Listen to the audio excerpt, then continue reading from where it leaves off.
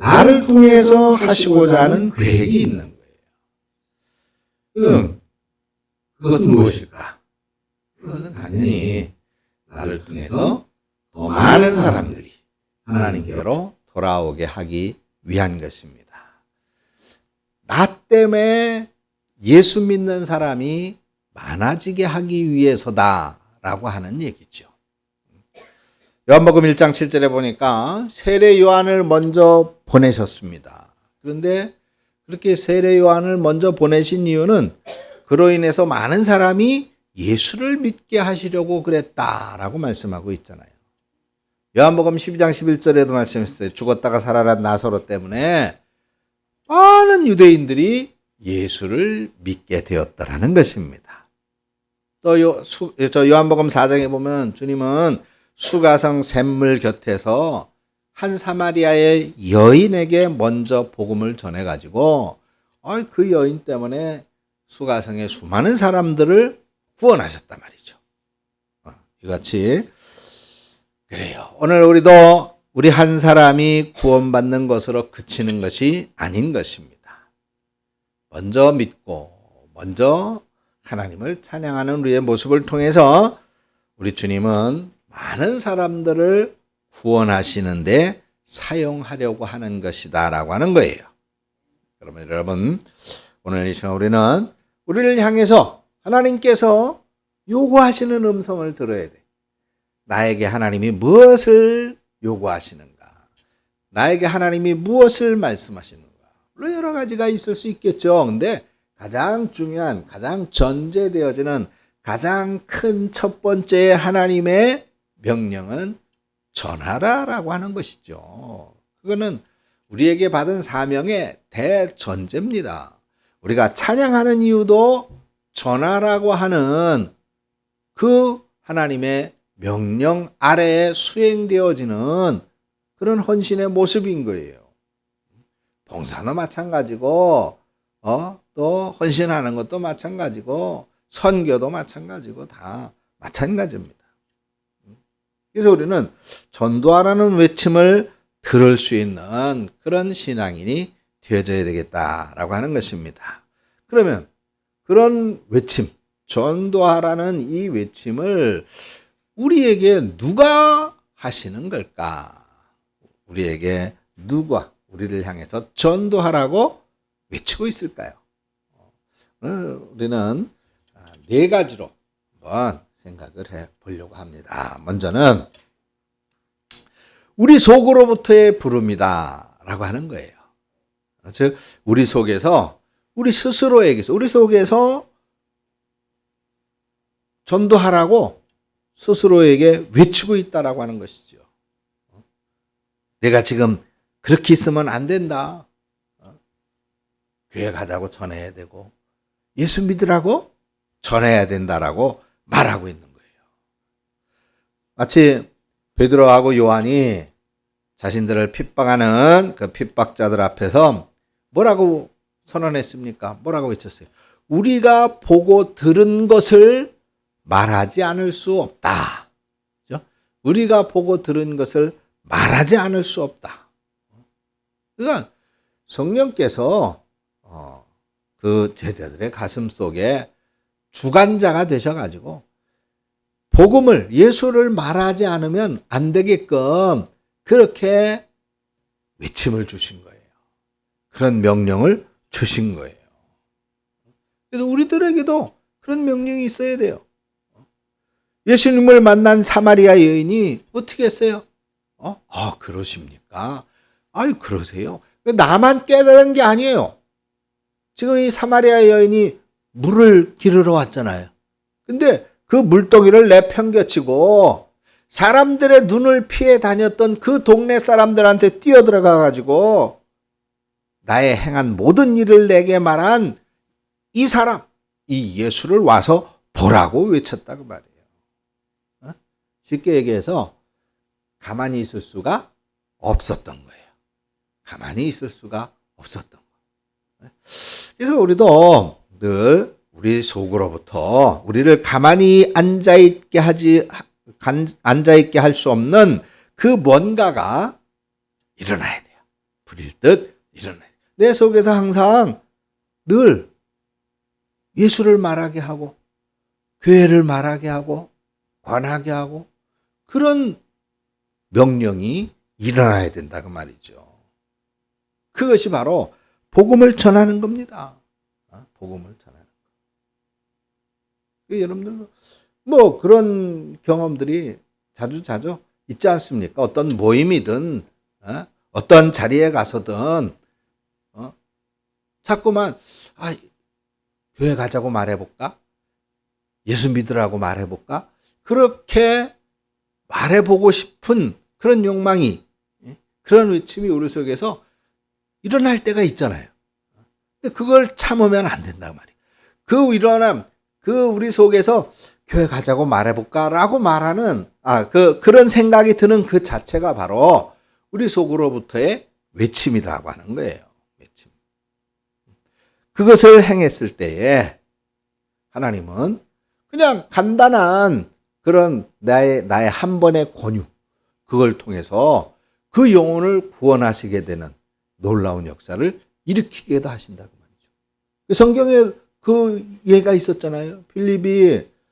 빌립사가 어느 날 길을 가는데 에티오피아 내시가 6월절 행사에 왔다가 에티오피아로 가고 있었어요. 근데 에티오피아 그 내시에게 빌립이 마음속에서 강하게 너 저 사람에게 가서 복음을 전해라라고 하는 강한 외침이 있었단 말이죠. 그래서 이 외침대로 이 빌립이 그 에티오피아 내시한테 가서 그 당시 왕의 내시였으니까 그 행렬이 얼마나 어마어마했겠어요.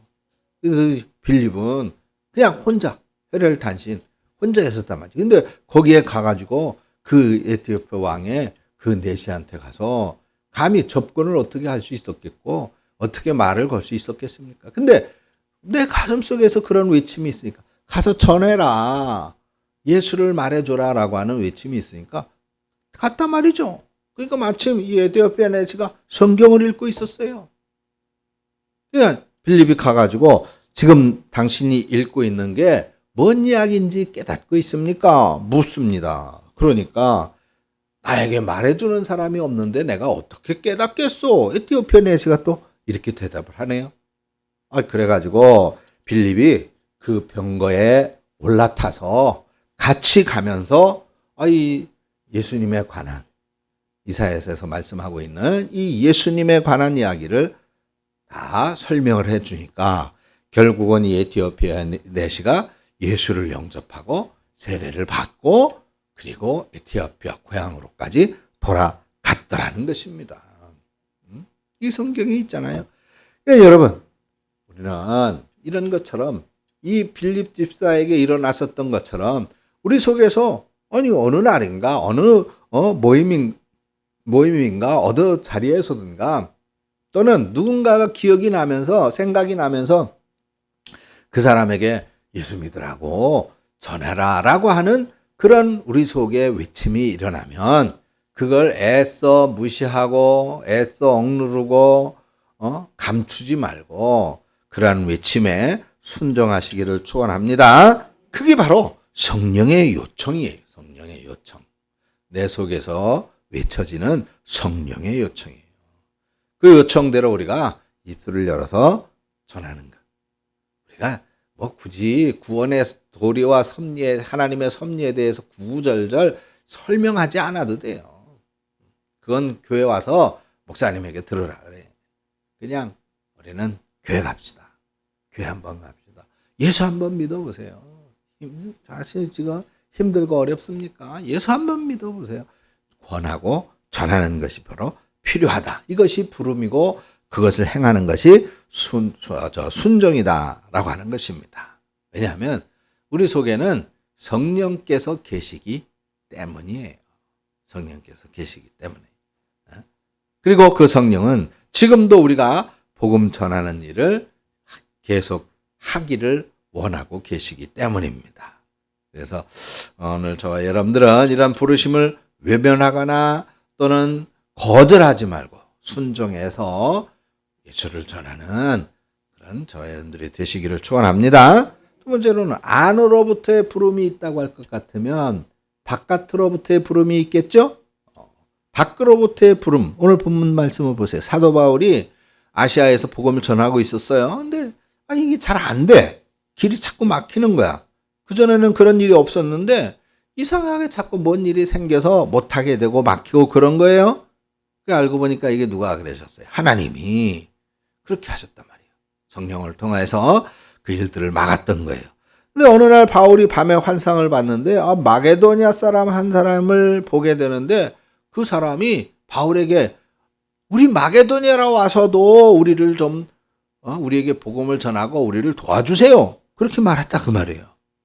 그래서 바울이 꿈을 깨가지고 아하 우리 하나님이 저 마게도냐에 가서 복음을 전하라고 그렇게 하고 계시는구나. 그러고서는 아시아에서의 사역을 이제 접고 배를 타고 마게도냐. 그러니까 마게도냐 어디? 유럽이잖아요. 유럽으로 건너가요. 그래서 거기 건너가 가지고 어디로 가? 빌립보 지역으로 가죠. 그래서 빌립보 교회 강가에 거기 가서 복음을 전하다가 루디아라고 하는 한 여인을 만나서 복음을 전했는데 이 루디아가 예수님을 영접했네. 그리고 성도가 됐어요. 그리고는 우리 교회에서 우리 집에서 예배를 드려주세요. 그게 빌립보 교회, 유럽의 최초 교회가 된 거예요. 루디아라고 하는 여인의 집에서 예배 드리기 시작한 게. 이게 바로 바울이 마게도냐 사람이 와서 도와달라는 환상을 듣고 가서 복음을 전한 것이 유럽의 복음화의 첫 번째 교회가 되어졌던 것이다. 그 말이죠. 저는 여러분들이 자랑스럽습니다. 여러분들이 하는 일이 결코 작은 일이 아니에요.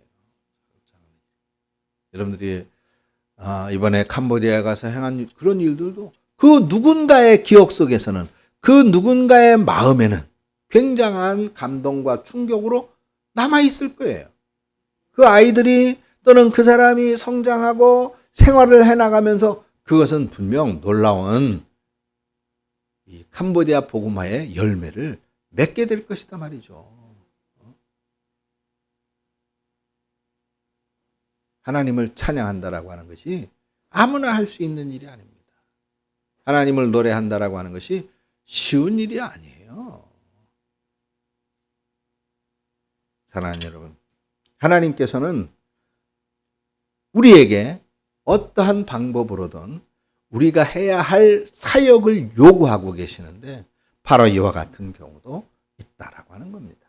그래서 우리가 캄보디아도 간 것이고 또 몽골에도 가는 것이고 사이판에도 가는 것이고 가는 거예요. 놀러 가는 게 아닙니다. 장난하러 가는 게 아니에요. 관광하러 가는 게 아니죠.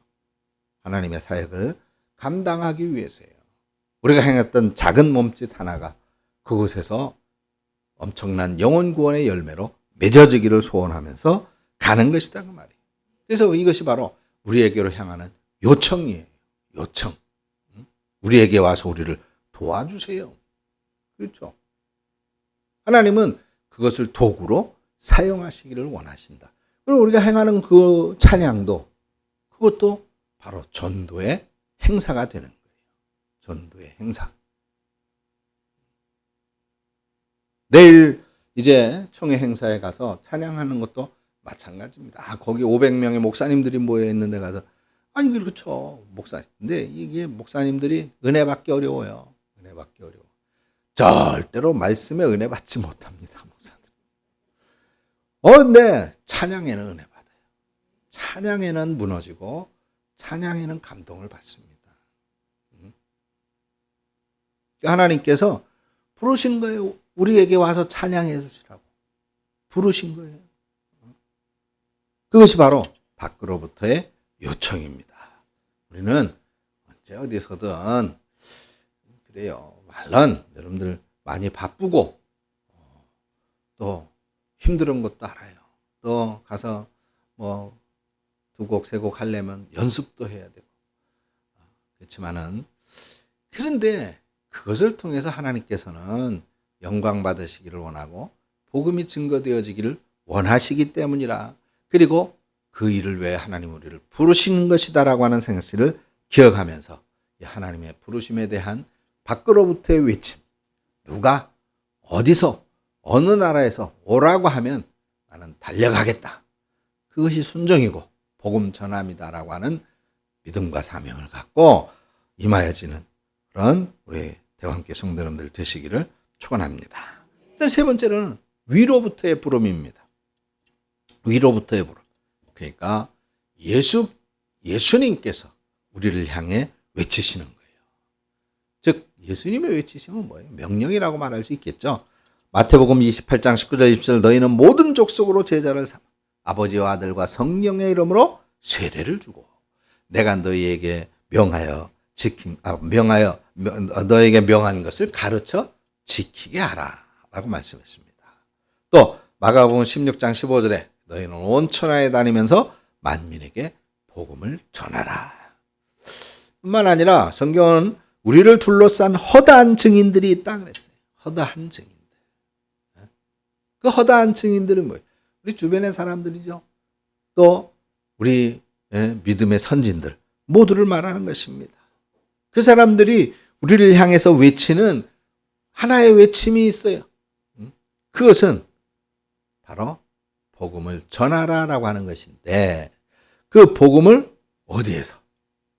내 주변, 내 집, 내 가족으로부터 시작해서 이웃에게로, 친구에게로, 또 주변에 그런 회사원이나 동료나 그런 사람들에게로 복음을 전하라고 하는 것입니다. 우리들의 귀에 항상 이런 위로부터의 그 요청이 들려져야 돼요. 늘 우리는 그 사람이 왜 들을 얘기만 듣는다 그런 얘기가 있잖아요. 같은 얘기를 해도 꼭 나에게 필요했던 얘기, 내가 관심이 있고 나에게 필요한 얘기는 기억에 남기고 그 외의 얘기들은 그냥 잊어버리게 되는 또 가볍게 여기고 중요하게 여기지 않는 경우가 많이 있어요. 근데 우리가 너무 삶에 세상에 팍팍하고 힘든 그런 삶의 여정에만 우리의 온 마음과 신경을 쏟고 있으면 늘 거기에 파묻히게 되어져 있어요. 마치 늪에 빠지면 거기서 나오려고 허우적거리면 허우적거릴수록 점점 더 깊이 빠져가는 것처럼 그렇게 우리는 잠식되어질 수밖에 없습니다.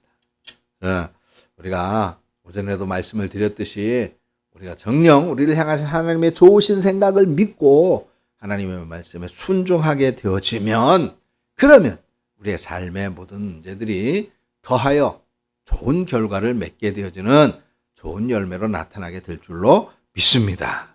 구원받은 우리들은 누구에게나 구원의 복음을 전해야 되는데 하나님은 오늘 우리에게 그것을 요구하고 계시고 그것을 명하고 계시다. 그래서 우리들 주변의 사람들에게 늘 예수를 알리고 교회를 알리는 일에 앞장서는 저와 여러분들이 되어지기를 축원합니다. 그리고 아래로부터의 부름이 있습니다. 마지막으로 아래로부터의 부름. 누가복음 16장에 보면은 한 부자가 있었어요. 자기 집 대문에서 구걸하던 사람을 구박하면서 사는 인색한 사람이었습니다. 근데 어느 날 그 대문 밖에 거지가 죽었어요. 근데 그 거지는 천국에 갔다는 겁니다. 예수님을 믿었기 때문이죠. 근데 부자도 죽었습니다. 근데 그 부자는 불행하게도 예수님을 믿지 않아서 지옥에 갔어요. 이 부자가 지옥 그 음부의 고통에 살면서 눈을 들어 이렇게 보니까 하늘나라에 자기 집 대문에서 얻어먹던 거지가 거기 있더라 말이에요. 아브라함의 품에 안겨서. 그래서 아브라함에게 부탁을 합니다. 누가복음 16장 24절에 아버지 아브라함이요 나를 긍휼히 여기사 나사로, 그 거지의 이름이 나사로였었는데 나사로를 보내요. 그 손가락 끝에 물을 찍어 내 혀를 서늘하게 하소서. 내가 이 불꽃 가운데서 고민하나이다 그랬어요. 그러니까 얼마나 고통이 심하면 그렇게 호소했겠습니까? 그러니까 아브라함이 25절에서 야, 너는 살았을 때도 좋은 것 먹고 좋은 것 받고 좋은 옷 입고 행복하게 살지 않았느냐. 나사로는 얼마나 고생을 하며 살았느냐. 이걸 기억해야지. 이제 이 나사로는 여기서 위로를 받고 너는 그 지옥에서 고통을 받는 것이다 라고 합니다. 그러면서 26절에 이뿐 아니라 너희와 우리 사이에 큰 구렁이 끼어 있어 여기에서 너희에게 건너가고자 하되 할 수 없고 거기에서 우리에게 건너올 수도 없다라고 말씀했습니다. 그러니까 천국과 지옥이 볼 수는 있어요. 확인할 수 있고 알아볼 수 있고 그런데 왔다 갔다 할 수가 없는 거야. 왔다 갔다 할 수가 없어. 얼마나 그 지옥에 있는 사람들은 천국에 있는 사람들을 보면서 그야말로 가슴을 찢으며 후회를 하겠습니까? 근데 소용없다는 거예요.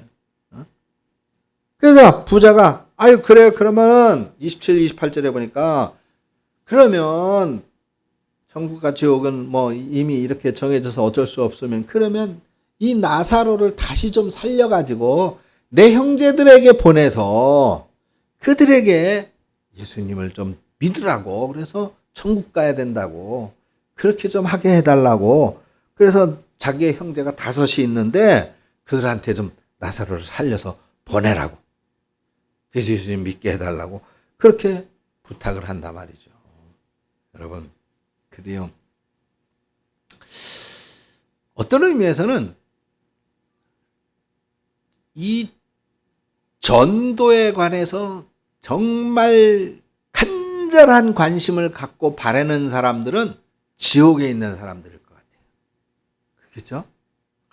막 말할 수 없는 고통 속에 있는데 참 하나님께로만 가면 이 지옥에 안 올 수도 있는데 그냥 생각 같아서는 내가 가서 큰일 나 안돼 말하고 싶은데 그 지옥에 있는데 갈 수가 없고 어쩌가겠느냐 말이죠.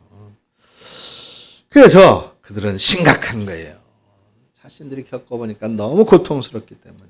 그래서 이 고통받는 곳에 형제들이 오지 않게 해달라고 하는 그런 호소를 부르짖고 있습니다. 지옥에 있는 사람들의 이 부르짖음 누가 들어야 돼요? 우리가 들어야지. 이미 천국에 있는 사람들은 들어봐야 어쩔 수가 없잖아요. 그죠? 지옥에 있는 사람들도 그는 또 이구동성으로 하나같이 제발 이곳에 좀 오지 않게 해주세요. 그렇게 말하고 들을 사람들은 우리밖에 없는 거야. 이승에 있는 우리들. 그죠? 그래서 아브라함도 그렇게 말했어요. 죽은 자가 살아날지라도 권함을 받지 않을 것이다.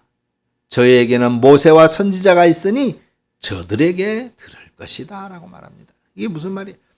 죽은 자가 다시 살아나서 교회 다니라고 말해도 사람들은 믿지 않을 것이다 그 말이에요. 믿지 않을 것이다. 그리고 저희에게 모세와 선지자가 있으니 저들에게 듣는 것으로 만족하나. 모세와 선지자는 무엇입니까? 모세와 선지자는 오늘날 죄종들이죠.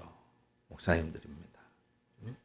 그래서 하나님께서 구원하시는 방법은 어떤 기적이 아니에요.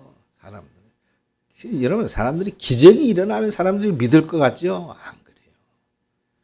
하나님은 사람들이 구원되어지는 것은 그런 기적이 아니라 오직 믿음으로라고 말씀하고 있어요.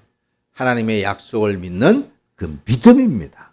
그 믿음은 들음에서 나고 들음은 그리스도의 말씀으로 말미암는다라고 그랬어요.